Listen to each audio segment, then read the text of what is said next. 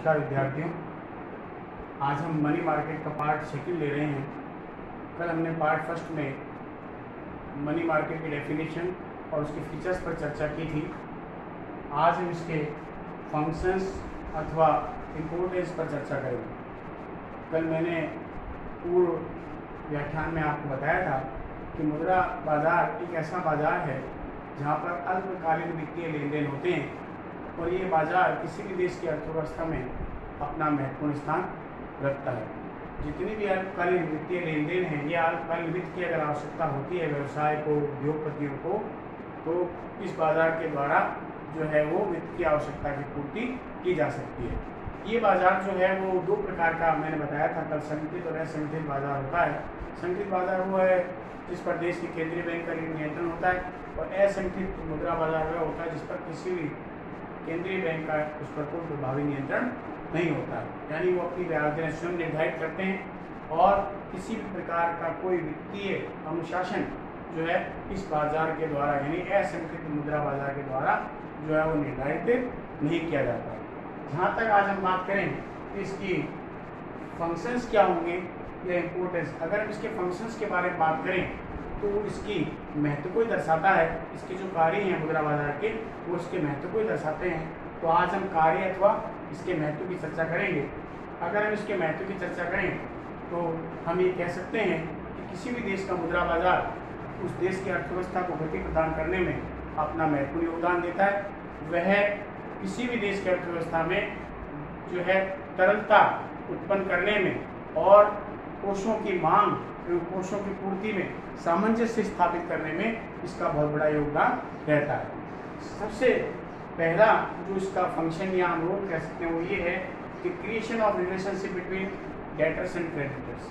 देखिए, सबसे महत्वपूर्ण कार्य जो कि इसके महत्व को दर्शाता है वो ये है कि मुद्रा बाजार जो है लेनदार एवं देनदारों के बीच में संबंध स्थापित करने में अपना महत्वपूर्ण योगदान देता है। एक प्रकार से ये मीडिएटर है, एक मध्यस्थ है। ये बाजार ये बात करता है कि कौन कौन से ऐसे लेनदार हैं जिनको कोषों की आवश्यकता है और ऐसे कौन कौन से लेनदार हैं जिनके पास कोष बेकार पड़े हैं, काम नहीं आ रहे हैं और वो बाजार में निवेश करना चाहते हैं। उन दोनों में एक ऐसा संतुलन बिठाता है, दोनों की आवश्यकताओं की पूर्ति करता है। जो निवेश करना चाहता है उसके जो है कोष उससे प्राप्त करता है, और जो ऋण के रूप में लेना चाह रहा है, जिसे धन की आवश्यकता है, जिसे अल्पकालीन वित्त की आवश्यकता है, जिसे तरल कोषों की आवश्यकता है, उन्हें देख करके इन दोनों में डेटर्स और क्रेडिटर्स यानी लेनदार और देनदार दोनों में सामंजस्य अथवा संबंध स्थापित करने का कार्य जो है वह मुद्रा बाजार के द्वारा किया जाता है। नंबर 2 है helpful for implementation of the monetary policy.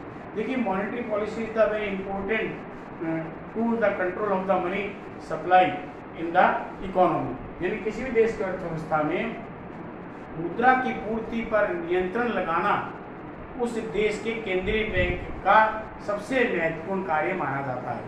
अगर हम भारतीय अर्थव्यवस्था के संदर्भ में बात करें तो RBI is the sole authority to maintain the monetary policy and implemented the monetary policy through commercial banks. यानी हमारा जो देश का केंद्रीय बैंक है वो मौद्रिक नीति का निर्माण करता है और विभिन्न जितने भी हमारे राष्ट्रीयकृत बैंक है उन बैंकों के माध्यम से इसको लागू करवाने का काम करता है। तो money market play very important role for implementation of the monetary policy which is formulated by the Reserve Bank of India. कैसे कि मौद्रिक नीति के माध्यम से रिजर्व बैंक देश की अर्थव्यवस्था में मुद्रा की मांग और पूर्ति में संतुलन बनाए रखने का प्रयास करता है। ऐसी स्थिति में यदि रिजर्व बैंक के द्वारा सॉफ्ट मॉनेटरी पॉलिसी अडॉप्ट की गई है तो ऐसी स्थिति में मुद्रा बाजार कोषों की आपूर्ति करवा करके आरबीआई के जो उद्देश्य हैं या किसी भी देश के केंद्रीय बैंक के जो उद्देश्य हैं उसको पूरा करने में जो है अपना महत्वपूर्ण योगदान देता है।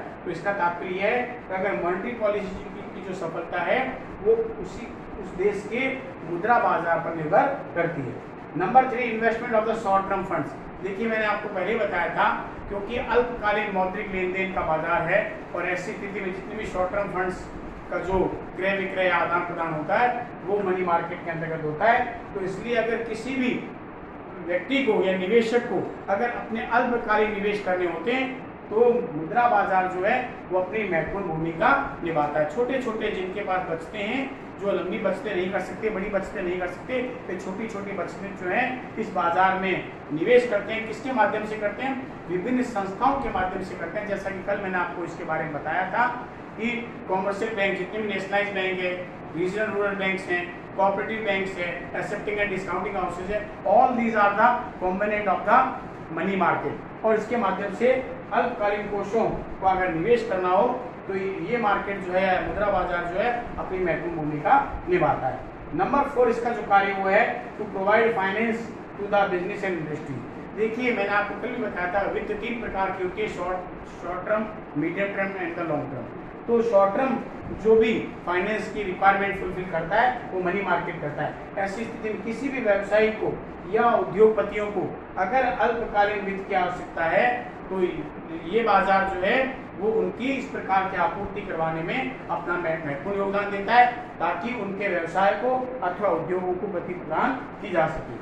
नंबर 5 जो इसका कार्य हुआ है provide fund to the government. देखिए सरकार को भी अपने कोषों की आवश्यकता होती है, चाहे वो अल्पकालीन रूप में हो चाहे वह दीर्घकालीन रूप में हो। ऐसी स्थिति में सरकार भी अपने फंड जो है वो मुद्रा बाजार से प्राप्त कर सकती है। कैसे कर सकती है? सरकार के द्वारा समय समय पर कोषागार विपत्रों यानी ट्रेजरी बिल्स का जो है वो निर्गमन किया जाता है और ये ट्रेजरी बिल्स 91 डेज के लिए जो है बनाए जाते हैं। इनकी मैच्योरिटी डेट जो है वो 91 डेज के बाद होती है। ऐसे ट्रेजरी बिलों को जो है मुद्रा बाजार में बेच करके रिजर्व बैंक क्या करता है, अपने जो है सरकार क्या करती है, कोषों का निर्माण करती है, कोषों का क्रय करती है, कोषों का संग्रहण जो है वह रिजर्व बैंक के माध्यम से कर सकती है या मुद्रा बाजार के माध्यम से कर सकती है। उसके बाद नंबर 6 इसका जो कार्य हुआ है maintain balance between the demand and supply. This is the very important function of the monetary policy. जो है money market play very important role to maintain the demand and supply of the money. यानी कोष जो हमारे हैं, जो fund हैं, उसकी पूर्ति और मांग में संतुलन बनाए रखने का कार्य जो मुद्रा बाजार के द्वारा किया जाता है। कैसे किया जाता है? जहां जहां भी इसकी रिक्वायरमेंट है, जिसको भी इसकी रिक्वायरमेंट है जो है वह कोषों का संग्रहण करके ऐसे लोगों को देने का कार्य किया जाता है जिसको इसकी आवश्यकता है, ताकि बाजार में मांग और पूर्ति में संतुलन बना रहे। और जब मांग और पूर्ति में संतुलन बना रहता है तो न तो इन्फ्लेशन कंडीशन बनती है, यानी ना तो मुद्रा प्रसार होता है, ना इन्फ्लेशन एंड ना ही मंदी की स्थिति आती है, और ब्याज दरों में भी संतुलन स्थापित रहता है, यानी ब्याज दरों में ज्यादा जो फ्लक्चुएशन देखने को नहीं मिलता है। नेक्स्ट है helpful for the capital formation. देखिए capital formation activity is very important of the every economy for the boost up of the economy. अगर अर्थव्यवस्था को गति देनी है तो पूंजी निर्माण एक सबसे महत्वपूर्ण कार्य माना जाता है। और पूंजी निर्माण का तात्पर्य होता है जो है वास्तविक बचतों को पूंजीगत संपत्तियों में निवेश करना, यानी जो रियल सेविंग्स है उसको कैपिटल इन्वेस्टमेंट के रूप में बदल देना हमारा कैपिटल फॉर्मेशन कहलाता है। ये प्रत्येक अर्थव्यवस्था का कार्य होता है। कैपिटल फॉर्मेशन की 3 स्टेज होती है। Number 1 creation of real saving, यानी हम आय का एक भाग बचाते हैं, उसकी बचत करते हैं, तो वो हमारी रियल सेविंग होती है।